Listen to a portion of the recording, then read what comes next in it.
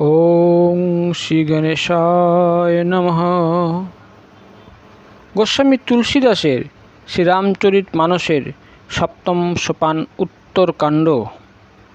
যার অঙ্গ ময়ূরকণ্ঠের ন্যায় নীলাভ, যিনি সুরশ্রেষ্ঠ, যার বক্ষস্থল ব্রাহ্মণের অর্থাৎ ভিগুর পদচিহ্ন দ্বারা শোভিত, যিনি সৌন্দর্যমণ্ডিত, পীতাম্বরধারী, কমললোচন, সতত সুপ্রসন্ন, যার হস্তে ধনুর্বাণ, যিনি বানরগণ পরিবেষ্টিত, অনুজ শ্রীলক্ষ্মণ সেবিত এবং পুষ্পক্রথে আরূঢ়, সেই পরম পূজ্য রঘুকুল শিরোমণি সীতাপতি শ্রীরামচন্দ্রকে আমি সতত নমস্কার করি। কৌশল্যেও প্রভু শ্রীরামচন্দ্রের অনিন্দ সুন্দর সুকোমল পাদপদ্মদয় সতত ব্রহ্মা ও শঙ্কর বন্দিত। তার সেবায় শ্রী জানকী দেবীর কর পঙ্কজদ্বয় নিত্যযুক্ত, সেই শ্রীপাদপদ্ম ভক্তর মনোভ্রমরের নিত্যসঙ্গী। কুন্দপুষ্প, চন্দ্র ও শঙ্খসম সুন্দর গৌরবর্ণ উমাপতি, কমললোচন, পরম কারণিক অভীষ্ট ফলদাতা, অনঙ্গরী, অম্বিকানাথ, কল্যাণ বিগ্রহ ভগবান শ্রী শঙ্করকে আমি নমস্কার করি। প্রত্যাশিত প্রত্যাগমনকাল মাত্র একদিন বাকি, তবুও প্রভুর সংবাদ এলো না দেখে অযোধ্যার জনগণ অধৈর্য হয়ে পড়েছিল। শ্রীপ্রভুর বিরহে কৃশ অযোধ্যার জনগণও তখন অতিশয় চিন্তাগ্রস্ত হয়ে পড়েছিল।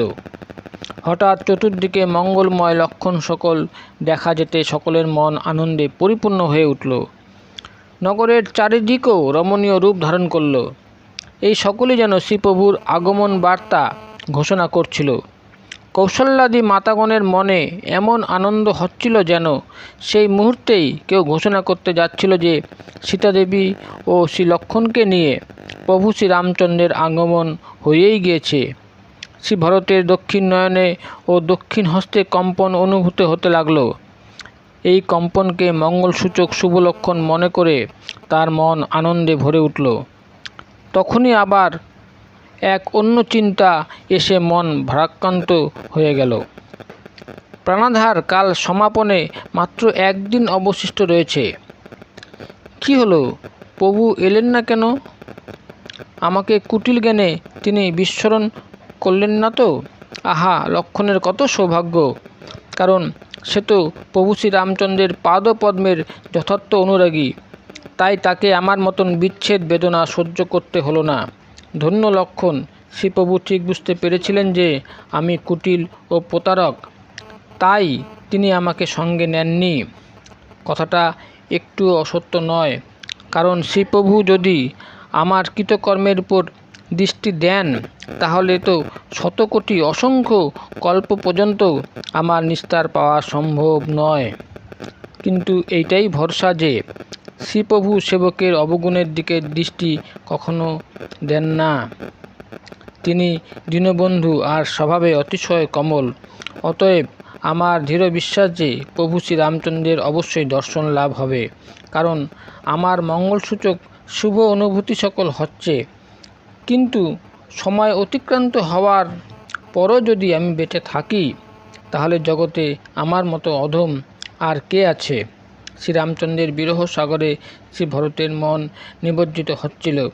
সেই মুহূর্তেই পবননন্দন শ্রী হনুমানের ব্রাহ্মণ বেশে আগমন হলো, যেন নিমজ্জমানকে রক্ষা করবার জন্য তরীর আগমন হলো।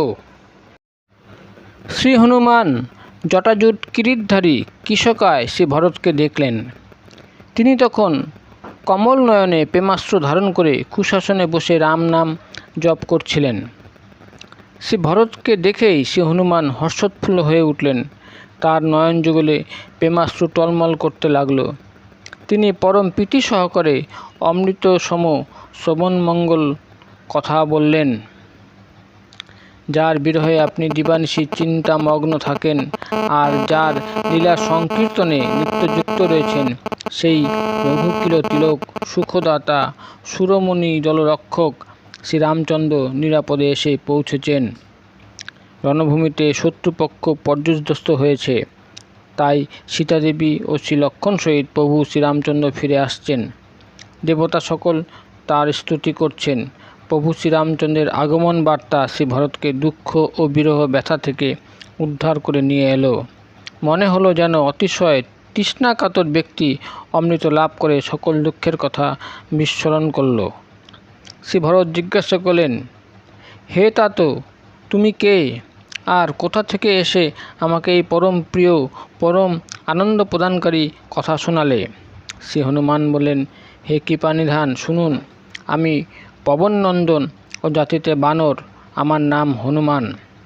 আমি দীনবন্ধু শ্রী রঘুনাথের এক দিনহীন সেবক মাত্র। শ্রী হনুমানের কথা শ্রবণ করেই শ্রী ভরত উঠে পরম সমাদরে শ্রী হনুমানকে আলিঙ্গন দান করলেন।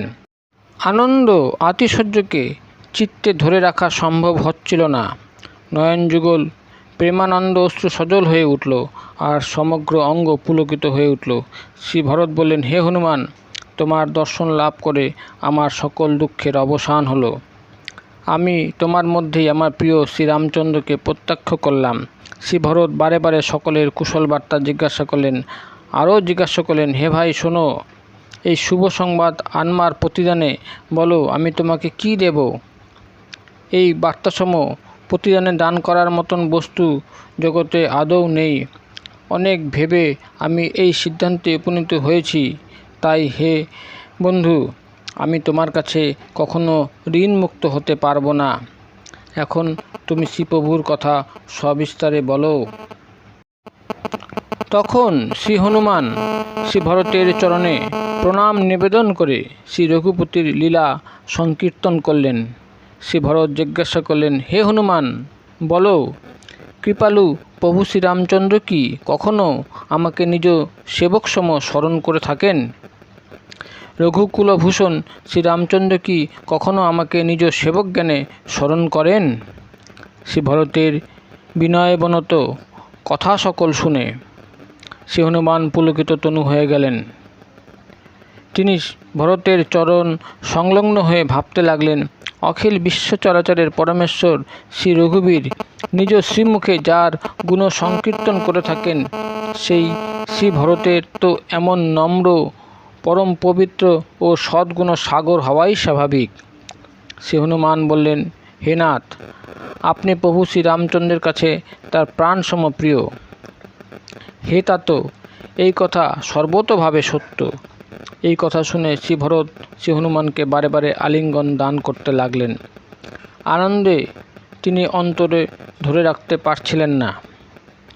অতঃপর শ্রী ভরতের চরণ যুগলে প্রণাম নিবেদন করে শ্রী হনুমান শ্রীরামচন্দ্রের কাছে ফিরে গেলেন আর কুশল সংবাদ নিবেদন করলেন। তখন শ্রীপ্রভু সানন্দে বিমানে চড়ে বসলেন। এদিকে শ্রী ভরত পরম আনন্দে অযোধ্যায় এলেন। তিনি গুরুদেব বশিষ্ঠদেবকে শ্রীপ্রভুর প্রত্যাগমন বার্তা শোনালেন। অতঃপর তিনি রাজপ্রাসাদে খবর পাঠালেন যে শ্রী রঘুনাথ ভালোভাবে অযোধ্যায় আসছেন। বার্তা শুনেই মাতা সকল উঠে ছুটলেন। শ্রী ভরত তাকে বোঝালেন যে প্রভু শ্রীরামচন্দ্র ভালো আছেন। অযোধ্যার প্রজাগণ সংবাদ পেয়ে আনন্দে ছোটাছুটি করতে লাগলো। শ্রীরামচন্দ্রকে বরণ করবার জন্য সোনার থালায় দধি, দুর্বা, গোরচনা, ফল ফুল আর মঙ্গলের মূল নবতুলসী দল সুসজ্জিত করে কুলবধূগণ গজেন্দ্র গমনে এগিয়ে চললেন। তারা মাঙ্গলিক গীতিও পরিবেশন করছিলেন। যে যেমন অবস্থায় ছিল তেমনভাবেই ছুটে গেল। যেতে বিলম্ব হবে এই ভয়ে কেউ শিশু ও বৃদ্ধদের সঙ্গে নিল না। সকলের মুখে তখন একটাই প্রশ্ন, ও ভাই, তুমি দয়ালু শ্রী রঘুনাথকে দেখেছ? শ্রীপ্রভুর প্রত্যাগমন সংবাদে অযোধ্যা যেন সকল সৌন্দর্যের আকর হয়ে গেল। মৃদুমন্দ শীতল ও সুগন্ধযুক্ত ত্রিগুণময় সুন্দর পবন বইতে লাগলো। সরযূতে কাকচক্ষুর মতো নির্মল জল প্রবাহ দেখা গেল। গুরু বশিষ্ঠদেব, আত্মীয় স্বজন, অনুজ, শ্রী শত্রুঘ্ন ও ব্রাহ্মণদের সঙ্গে নিয়ে আনন্দে উৎফুল্ল শ্রী ভরত পরম প্রীতি সহকারে করুণানিধান শ্রীরামচন্দ্রকে অভ্যর্থনা করবার জন্য এগিয়ে গেলেন। রমণীকুলের একাংশ অট্টালিকার শীর্ষে আরোহণ করে আকাশপথে আসা পুষ্পক বিমান দেখতে লাগলেন। তারা আনন্দিত চিত্তে সুমধুর স্বরে মাঙ্গলিক গীতিও গাইছিলেন। শ্রী রঘুপতি, পূর্ণিমার পূর্ণচন্দ্র আর অযোধ্যা সাগর, সেই সাগর পূর্ণচন্দ্রকে প্রত্যক্ষ করে উল্লসিত হয়ে উঠল আর কোলাহল মুখর হয়ে স্ফীত হতে লাগল। ধাবমান রমণীকুলকে সেই সমুদ্রের তরঙ্গ মনে হচ্ছিল। এদিকে পুষ্পক বিমানে সূর্যকুল কমল দিবাকর প্রভু শ্রীরামচন্দ্র বানরদের তার মনোহর অযোধ্যা নগরী দর্শন করাচ্ছিলেন। তিনি বললেন, হে সুগ্রীব, হে অঙ্গদ, হে লঙ্কাপতি বিভীষণ, শোনো, এই অযোধ্যা পরম পবিত্র ও অতিশয় সুন্দর। যদিও সকলে বৈকুণ্ঠের প্রশংসা করে থাকে, যা বেদ ও পুরাণেরও অভিমত আর পৃথিবীর সকলেরই জানা, তবুও তা আমার কাছে অযোধ্যাসম প্রিয় নয়। অবশ্য এই কথা অল্প কিছু ব্যক্তিই জানে। জন্মভূমি অযোধ্যা আমার পরম সুন্দর। এর উত্তরে পবিত্রতা প্রদানকারী সরযূ নদীর প্রবাহ যাতে অবগাহন করলে মানুষ অনায়াসে আমার সান্নিধ্য লাভ করে থাকে। অযোধ্যাবাসী আমার পরম প্রিয়। এই অযোধ্যা সুখর আজই আর আমার পরম ধাম প্রদান করে থাকে। শ্রীপ্রভুর কথা সকল শুনে বানরগণ আনন্দে উৎফুল্ল হয়ে উঠল আর বলতে লাগল, যে অযোধ্যার প্রশংসা প্রভু শ্রীরামচন্দ্র নিজ মুখে করছেন তা অবশ্যই ধন্য। কৃপাসিন্ধু ভগবান শ্রীরামচন্দ্র দেখলেন যে অযোধ্যার জনগণ তার সঙ্গে মিলিত হওয়ার জন্য ছুটে আসছেন। তাই দেখে তিনি পুষ্পক বিমানকে অযোধ্যার নিকটে অবতরণ করবার নির্দেশ দিলেন। বিমান নির্বিঘ্নে ভূমিতে নেমে এলো। বিমান থেকে অবতরণ করে শ্রীপ্রভু পুষ্পক রথকে কুবেরের কাছে ফিরে যাবার অনুমতি দিলেন। প্রভু শ্রীরামচন্দ্রের ইচ্ছায় পুষ্পক বিমান চলে গেল। তখন তার যুগপৎ হর্ষ ও বিষাদ অনুভূতি লাভ হলো। আনন্দ হচ্ছিল নিজ প্রভুর সমীপে গমনের জন্য, আর বিষাদ হচ্ছিল পরমপ্রিয় পরব্রহ্ম পরমেশ্বর থেকে বিচ্ছেদ হওয়াতে। শ্রীপ্রভু দেখলেন যে শ্রী ভরতের সঙ্গে অনেকে তার সঙ্গে মিলিত হওয়ার জন্য ছুটে আসছেন। তাদের মধ্যে বামদেব, বশিষ্ঠদেব আদি শ্রেষ্ঠ মুনিগণও রয়েছেন। গুরুদেবকে দেখতে পেয়ে প্রভু শ্রীরামচন্দ্র ধনুর্বাণ মাটিতে রেখে অনুজ শ্রী লক্ষ্মণকে সঙ্গে নিয়ে ছুটে তার শ্রী পাদপদ্ম সংলগ্ন হলেন। রোমাঞ্চিত তনু শ্রীপ্রভু ও শ্রী লক্ষ্মণকে গুরু বশিষ্ঠদেব ভূমি থেকে তুলে বুকে জড়িয়ে ধরলেন আর কুশল প্রশ্ন করলেন। শ্রীপ্রভু উত্তর দিলেন, আপনার কৃপায় আমরা ভালো আছি। ধর্মনিপুণ রঘুকুলনাথ শ্রীরামচন্দ্র এরপর ব্রাহ্মণদের সঙ্গে মিলিত হয়ে প্রণাম নিবেদন করলেন। অতঃপর শ্রী ভরত ব্রহ্মা শঙ্কর পূজিত শ্রীপ্রভুর পাদপদ্ম পরম প্রীতি সহকারে ধারণ করলেন। সাঙ্গাষ্ট প্রণাম নিবেদন করে শ্রী ভরত ভূমিতে পড়ে রইলেন। তাকে ভূমি থেকে তোলা যাচ্ছিল না। তখন কৃপাসিন্ধু শ্রীরামচন্দ্র তাকে জোর করে তুলে বুকে জড়িয়ে ধরলেন। তার দুর্বাদল শ্যাম অঙ্গে তখনও রোমাঞ্চ অনুভূতি দৃষ্ট হলো। নবকঞ্চ লোচনে প্রেমাশ্রু তখন ধরে রাখা সম্ভব হলো না। তার রাজীব লোচন অশ্রু সজল হলো। পুলকিত অঙ্গে অনুপম কান্তি দেখা গেল। ত্রিভুবনের প্রভু শ্রীরামচন্দ্র অনুজ শ্রী ভরতের প্রীতিতে মুগ্ধ হয়ে তাকে বাহুপাশে আবদ্ধ করে রেখেছিলেন।